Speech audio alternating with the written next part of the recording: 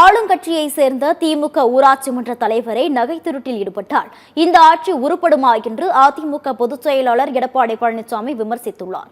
மக்களை காப்போம் தமிழகத்தை மீட்போம் சுற்றுப்பயணத்தில் திண்டுக்கல் மாவட்டம் நத்தம் சட்டமன்ற தொகுதியில் பரப்புரை மேற்கொண்ட எடப்பாடி பழனிசாமி விலை வீழ்ச்சியால் பாதிக்கப்பட்ட மா விவசாயிகளுக்கு திமுக அரசு நிவாரணம் வழங்கவில்லை என்று தெரிவித்தார்.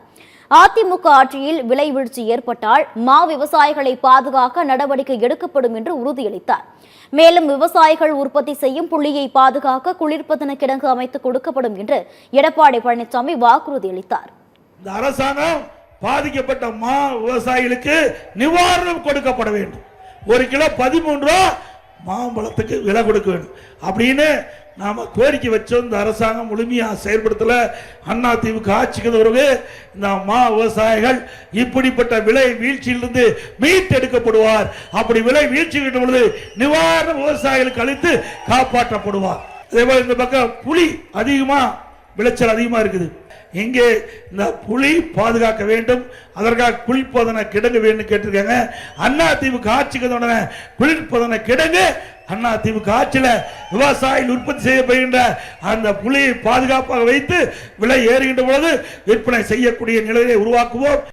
இதைத் தொடர்ந்து திண்டுக்கல் சட்டமன்ற தொகுதியில் மக்கள் மத்தியில் உரையாற்றிய எடப்பாடி பழனிசாமி சென்னை நெற்குன்றம் பகுதியில் நகை திருட்டில் ஈடுபட்ட திமுக ஊராட்சி மன்ற தலைவர் கைது செய்யப்பட்டுள்ளதாக தெரிவித்த அவர் ஆளுங்கட்சியை சேர்ந்த திமுக ஊராட்சி மன்ற தலைவரே நகை திருட்டில் ஈடுபட்டால் இந்த ஆட்சி உருப்படுமா என்று கடுமையாக விமர்சித்தார். சென்னை நெற்குன்றம் பகுதியில் 4 சவரன் தங்க நகை இன்றைக்கு திருட்டு போயிட்டு அத திமுக கட்சி சேர்ந்த பெண் ஊராட்சி மன்ற தலைவர் அந்த அம்மா திருடி இருக்குது.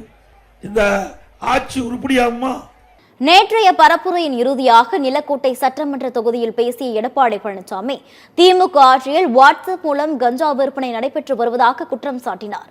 திமுக அரசு போதைப் பொருள் புழக்கத்தை தடுக்க தவறியதால் சிறுவர்கள் மற்றும் இளைஞர் சமுதாயம் சீரழிந்து வருவதாக தெரிவித்தார். எங்க பார்த்தாலும் கஞ்சா விக்குது. கஞ்சா விற்காத இடமே இல்லை. எல்லாமே வாட்ஸ்அப் குரூப்லயே கஞ்சா விற்கிறாங்களாம். இன்னைக்கு எல்லாமே கஞ்சா வேணும்னா அந்த செல்லுல போட்டா வீடு தேடி வந்து கொடுக்குறாங்க.